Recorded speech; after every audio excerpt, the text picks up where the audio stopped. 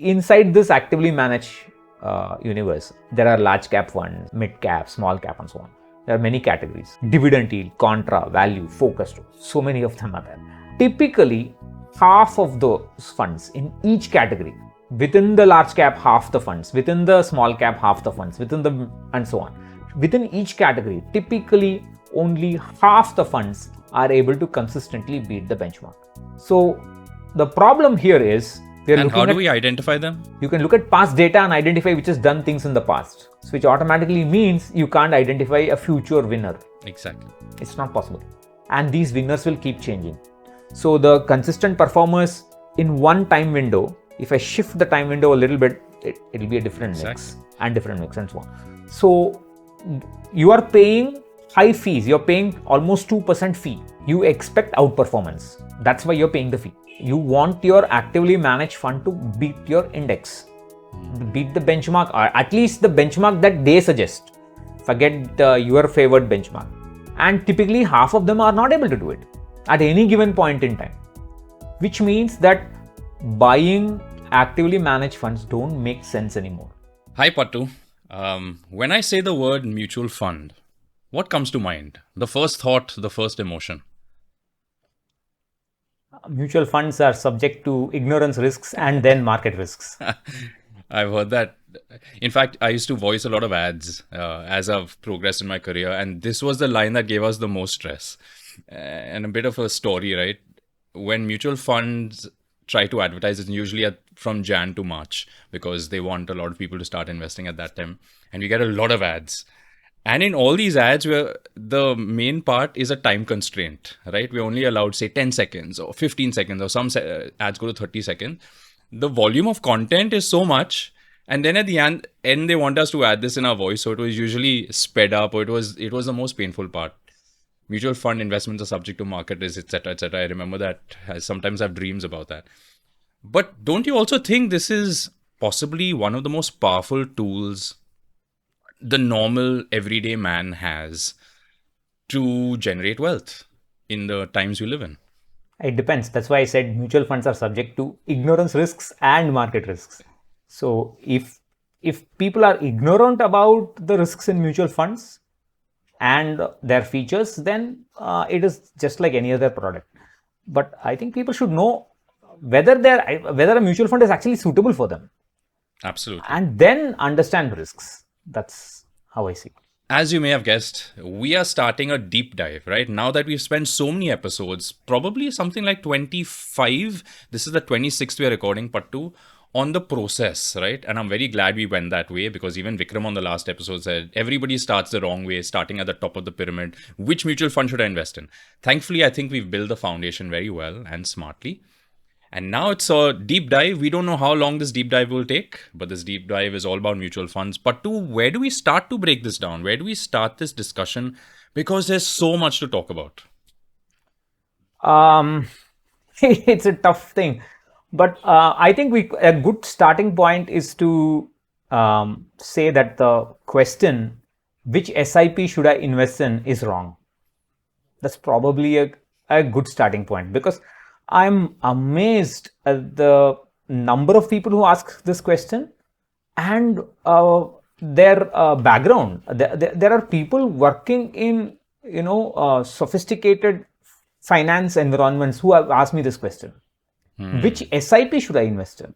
I think this is a great compliment to all the marketers and the people in the advertising firms. Absolutely. It's like the Xerox machine. Any kind of photocopying associated with Xerox. So now anything to do with mutual funds, you think of SIP. So it's a great credit. But anyway, I digress as norm. It definitely is. It definitely is a credit. I mean, if I'm a product manufacturer, I would be delighted at the question. But it is a wrong question for an investor to ask on so many levels. The first thing is, an SIP is just automated investing. We have talked about this before. So it's just you set up a mandate where money is deducted on a certain date every month typically, and you get certain units according to the NAV of the mutual fund. So it's an automated way of buying mutual fund units. That's all.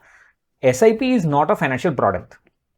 SIP is not a financial instrument. You can't invest in an SIP. You can start an SIP in almost every mutual fund. But whether it's necessary or not is another matter. But SIP is not a financial product. So that's probably a first misnomer which we should dispel. I think we've done that plenty of times, but it'll never be enough. We'll keep repeating it that, an SIP, as also Pattu says, cannot bring discipline into your life. Discipline comes from yourself. SIP is purely a tool that you may consider. But anyway, once we're past that, Pattu, how does one start to break down this entire world of mutual funds? How do I know, for example, which mutual fund to select?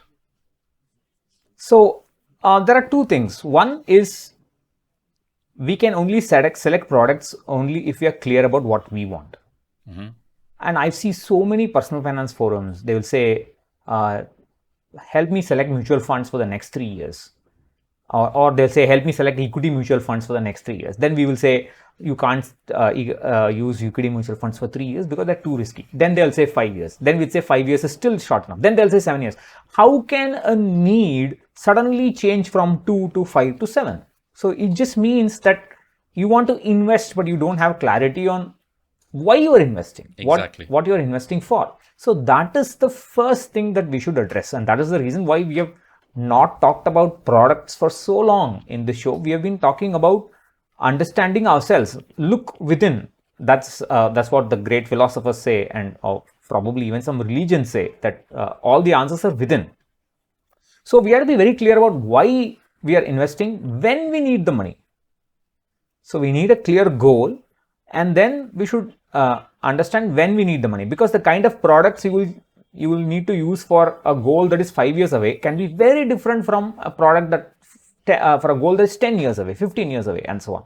So that clarity is something that has to be present in the investor's mind, and they should take a few days without distractions. And we've talked about this several times in the show. Write this down somewhere or log it somewhere so that they can come back to it every time, because every time the market moves up or down and you get a set of bad returns or good returns, you kind of deviate from your strategy. So you have to come back to this kind of manifesto. Okay, this is the reason why I'm investing. I have to not do anything to upset the apple cart.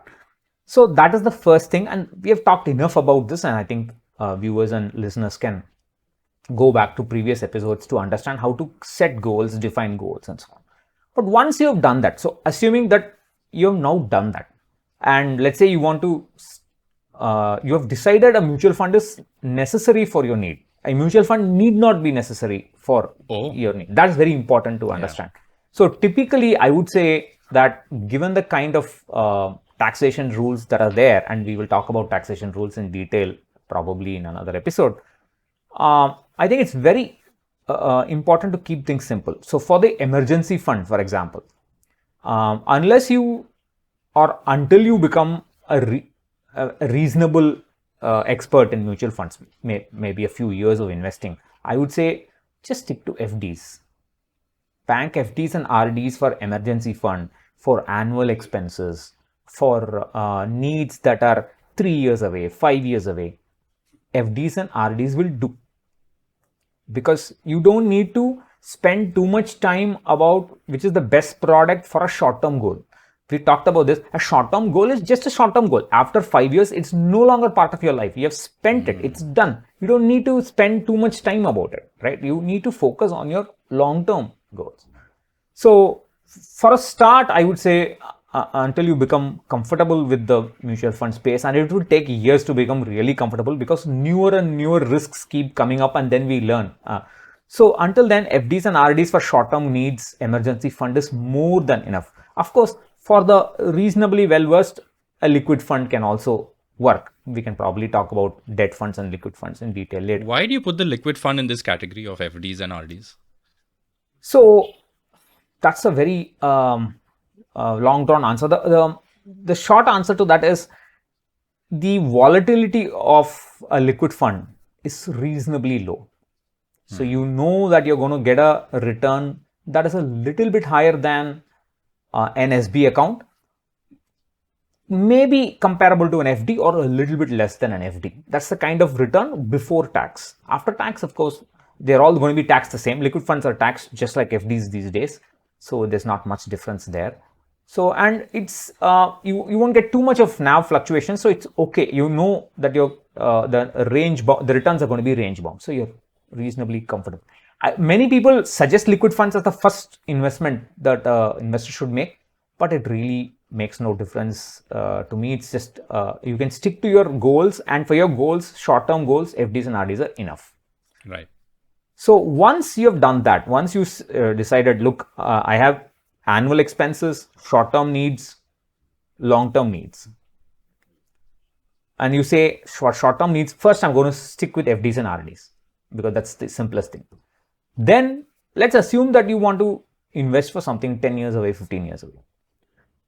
Here, yes, mutual funds make a difference because FDs and RDs will not be tax efficient. The primary reason is that you have to pay tax on an FD and RD every year, whether you are going to redeem or not. Typically, the maximum duration for an FD and RD is 10 years. So, during those 10 years, whether you pull out the money midterm or not, you're going to pay tax because the bank is going to deduct TDS and they're going to report it to the income tax department. So, you're going to get it in your ITR. Once you get it in your ITR, you better pay the tax corresponding to the remaining amount. Otherwise, there'll be a notice saying, why have you not paid tax? And it's a headache. So, may I ask you how this taxation works on an FD? For example, I know my parents have lots of FDs, right? And some are 5 years, some are 10 years, etc., etc.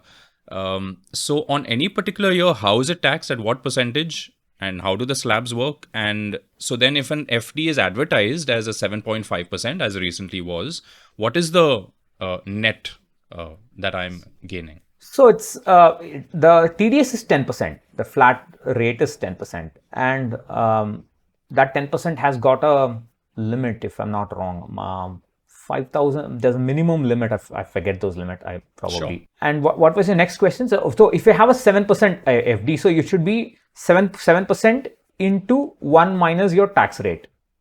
That is your effective return. 1 minus your slab rate. So that's your typical effective return.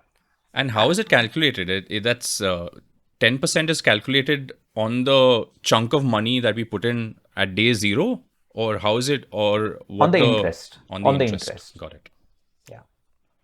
Fair enough. So that's gonna. So the TDS is gonna happen every year, and in a debt mutual fund or in any other mutual fund, you don't pay tax unless you redeem.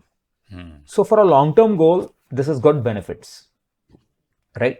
But of course, the benefits comes with responsibilities because you have to understand how the product works, because there are complex products in the mutual fund space. So the very first beginning is, I would say, equity funds and non-equity funds. This is the primary classification. Right. So an equity fund, as defined by the taxman, is any fund which holds Indian equity, okay, equal to 65% or more, is a equity fund as per the taxman. Are there any equity funds with 100% in yeah, equity? Let's come to that. I'll come to that. Sure. So let's quickly, no issues. Now let's quickly talk about how is the 65% defined. Yeah. The taxman says the 65% is the annual average of daily portfolio holdings. The annual average of daily portfolio holdings, okay. Does that make sense? You take the every day you find out your equity value allocation. You take the average, and that has to be 65% or more for a fund to be classified as a equity fund. Okay. That is the legal definition. Of course, the AMCs kind of they give you a slightly modified definition. They will say it is the annual average of the monthly averages. Okay. So you divide by 12 then. Yeah. Yeah. So that's, I mean, every month they produce a fact sheet. Sure. And that will give you the allocation. You take the average of that, and this annual is the financial year. Right. The 12 financial year months. So that's an equity fund. So any fund that does not hold this much equity, Indian equity, is not a equity fund. This is the primary classification we should understand. Equity in this case is defined as direct stocks, direct Indian stocks, or ETFs, Indian ETFs, primarily holding Indian equity. That's the classification. Now, so you now have an equity and a non-equity fund. Within this equity universe, within this 65% and above equity universe, you can have different types of funds. Exactly. There are equity funds which are predominantly equity. That is, at any point in time, they will always hold 90-95% equity. Right? And those are your large cap fund, mid cap fund, small cap fund, ELSS fund, and so on. ELSS funds are slightly different. They only need to hold 80% equity. The ELSS fund rules are defined by the finance ministry. SEBI takes care of all the other rules. Other mutual funds, SEBI takes care. Wow, so interesting. Do we know why that is? Because they're the ones, well, their finance ministry calls the shots for SEBI also. But because the tax rule, because it's a tax saving instrument under ATC, the finance ministry decides the asset allocation and other rules for ELSS funds. But typically, almost all ELSS funds hold a good amount of equity, 90-95% equity. So all these large cap, mid cap, flexi cap, multi cap, all of them are predominantly equity funds. At any point, most of the portfolio is fully stocks. Then you have the hybrid funds. Now there are hybrid funds like an aggressive hybrid fund, which is mandated to hold 65% equity. Maximum. Minimum. Minimum 65. Okay. Minimum 65. So that it's always taxed as an equity fund. Right. We will come to the tax rates later, but that's a classification of an equity fund is a 65% hold or more. So before we continue on hybrid fund, Pattu, there's one question stuck in my head. You mentioned they predominantly have Indian stocks, so it will be 90-95%. Why is it not 100%?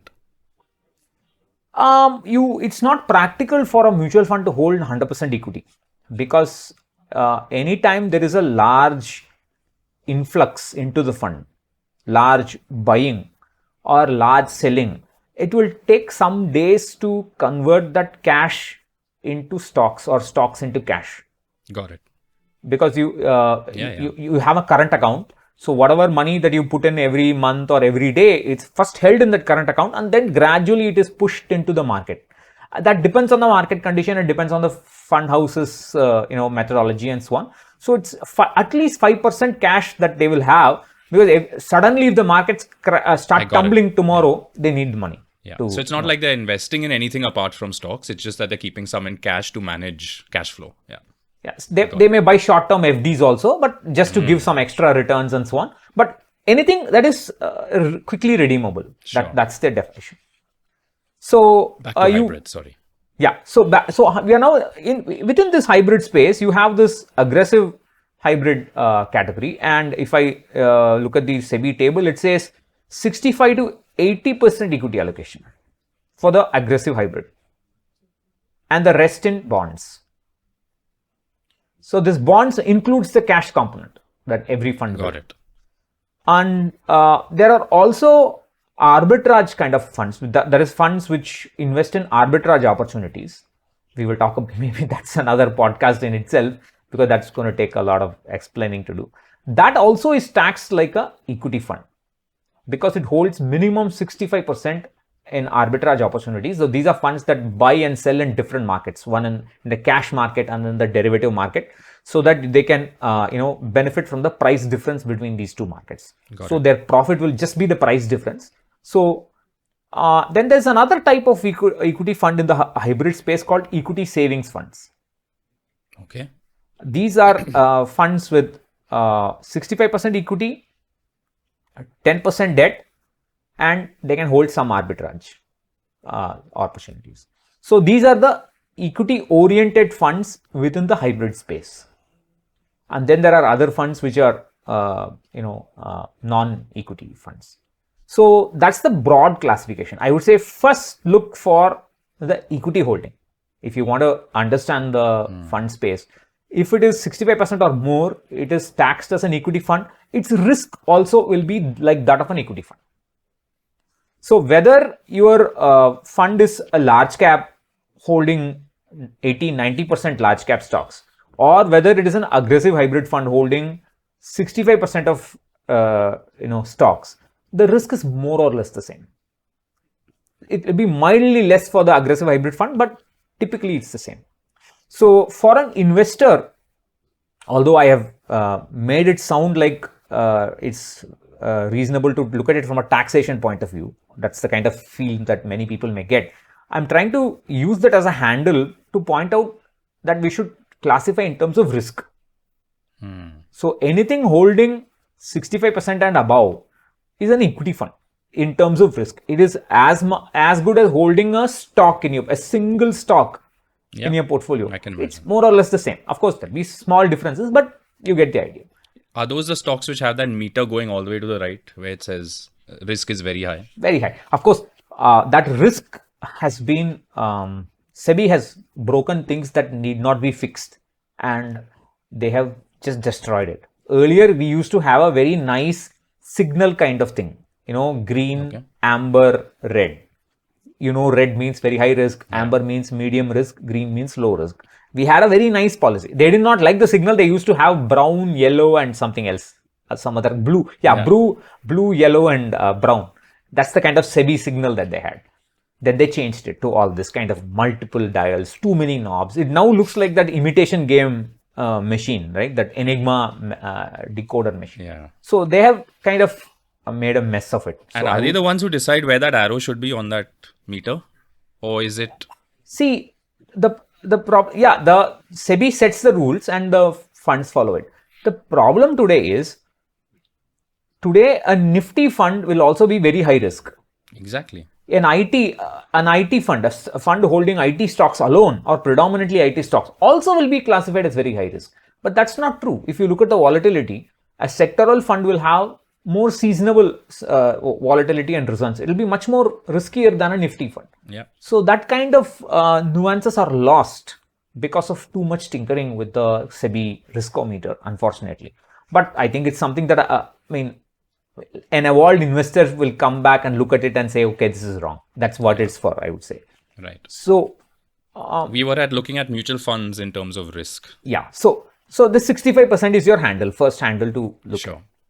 Now, the question I should ask is, do I want to invest in a fund which holds minimum 65% equity or not?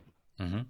And when do I do it? I would recommend, if your goal is 10 years or more, 12 years, 15 years, preferably more than 10 years, I would say, yes, you can hold funds which invest in 65% equity minimum or more. So you can invest in aggressive hybrid funds, you can invest large cap, mid cap, small cap, flexi cap, multi cap, or large mid cap. All those kind of funds will be suitable for your long-term goals, right? And the other two funds that I talked about, the arbitrage funds and the equity savings funds, they are also taxed like equity, but their risk is slightly lower than that of a full-fledged equity fund. Of course, the arbitrage fund is significantly lower than a full-fledged equity funds because it does not hold stocks directly. Whatever stocks it's offset by a corresponding holding in the derivatives market. So you only get the pricing difference as your profit. So the risk also is cancelled off. So an arbitrage fund is basically like an equity, like a debt fund, a debt fund, but it's taxed like an equity fund. Right. So you don't need an arbitrage fund for your long-term goals. You don't need your equity savings funds for your long-term goals. Of course, you can use it for a long-term goal, but I would say it's not necessary. It's too much of work to understand. And equity savings is a misnomer. You can't save in an equity fund, right? You can't save in any debt, any mutual fund for that matter, because even in a debt fund, there's no savings. You are putting it into the market, and whatever market value is, you're going to get it. So I would say that is the first classification. And so now you know what funds you can choose for your long-term goals. For your goals in between 5 years and 10 years, those are your medium-term goals. I would suggest that you go easy on them. Don't jump in and buy mutual funds immediately for those goals.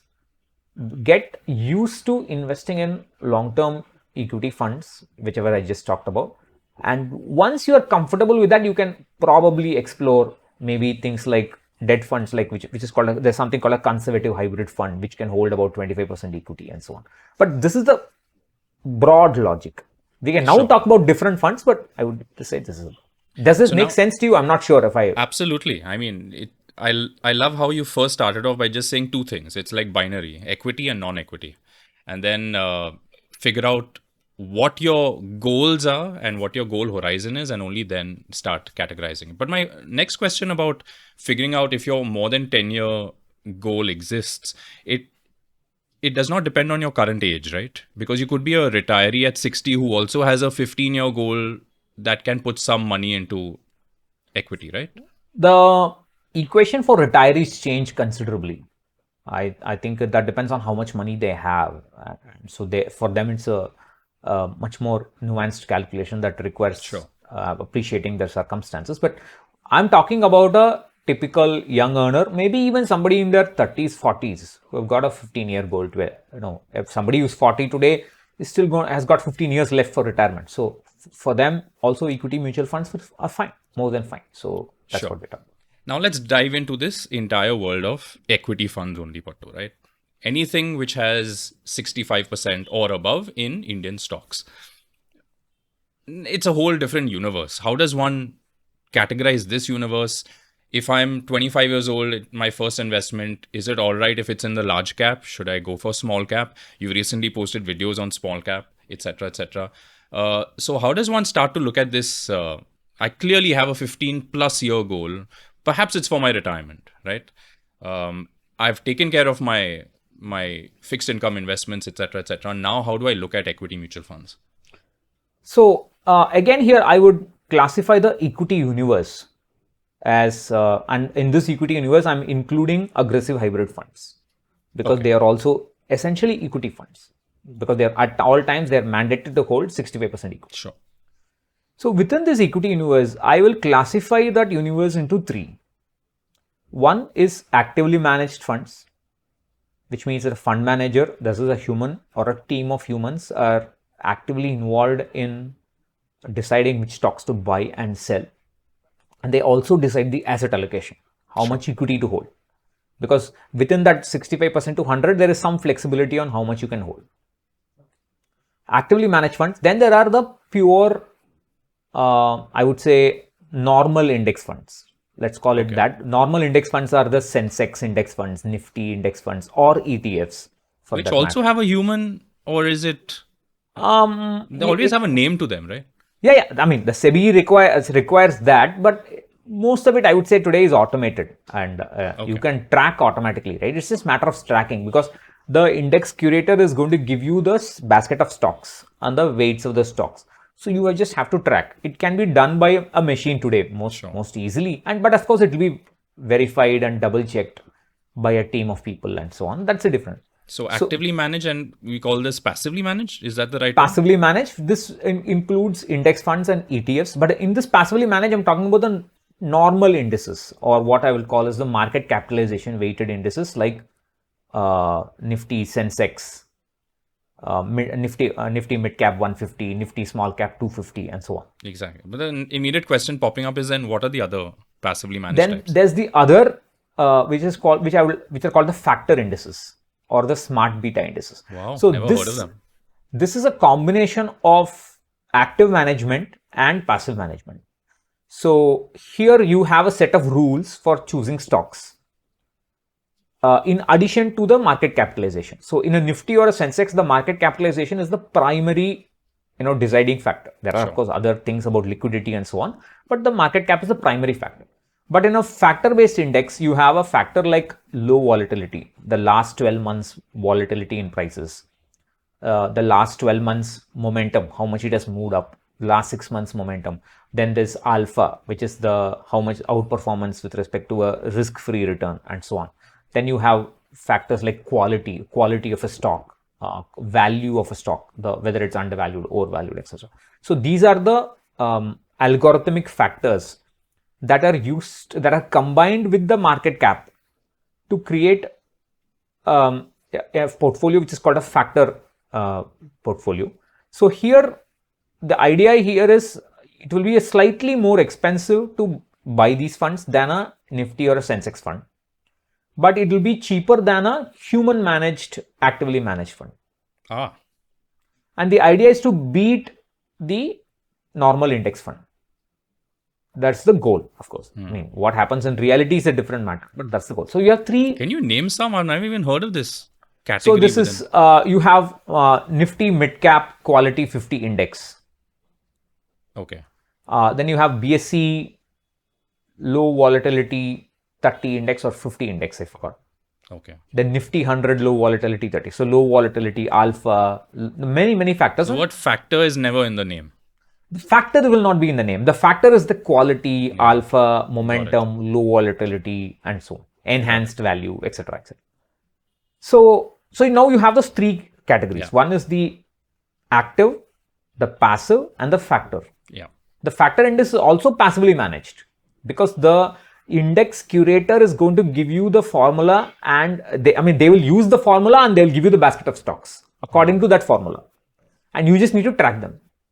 But because of that formula, they will charge more, a lot more. And I think I'm not sure if I mentioned to you, I once asked a company how much would it cost to send me data, so in an Excel file or a CSV file, dates and values. They said it's 15 lakhs. Just that, it's 15 lakhs. So that's the kind of money the AMCs are shelling out to the BSE, NSE, and so on to work on per fund. That's incredible. This is opening up a whole new line of questioning for me, about how mutual funds eventually make money, etc., etc. But I think how index curators make money, that is more interesting. Yeah. So these are the three factors. Before we move on, you're saying an HDFC is paying 15 lakh to NSE or BSE for every index, getting the data. And the getting the data and the portfolio. The portfolio may cost separately. Wow. Because a lot of I money. had a very small question right at the end. What if I wanted to start a mutual fund? But we'll get to that. That's probably how we'll end this episode. Inside this actively managed universe, there are large cap funds, mid cap, small cap, and so on. There are many categories. Dividend yield, contra, value, focused. So many of them are there. Typically, half of those funds in each category, within the large cap, half the funds, within the small cap, half the funds, and so on. Within each category, typically only half the funds are able to consistently beat the benchmark. Wow. So the problem here is, and how do we identify them? You can look at past data and identify which has done things in the past. So which automatically means you can't identify a future winner. Exactly. It's not possible. And these winners will keep changing. So the consistent performers in one time window, if I shift the time window a little bit, it'll be a different mix and different mix and so on. So you are paying high fees. You're paying almost 2% fee. You expect outperformance. That's why you're paying the fee. You want your actively managed fund to beat your index, beat the benchmark, or at least the benchmark that they suggest. Forget your favored benchmark. And typically half of them are not able to do it at any given point in time, which means that buying actively managed funds don't make sense anymore. On that statement, which is, perhaps going to send shockwaves, Pattu, is it a good time to kind of tease the next episode and take a break? I think it's pretty loaded line. Buying actively managed funds perhaps does not make any more sense. And that opens up so many questions, Pattu, right? Do fund managers actually add any value?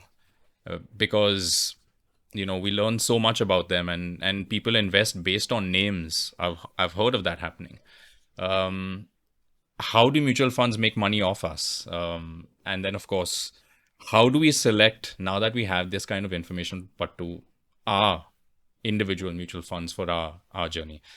All of that on the next episode, Pattu. Thank you so much. And we'll see you on the next week of Let's Get Rich with Pattu. Bye-bye.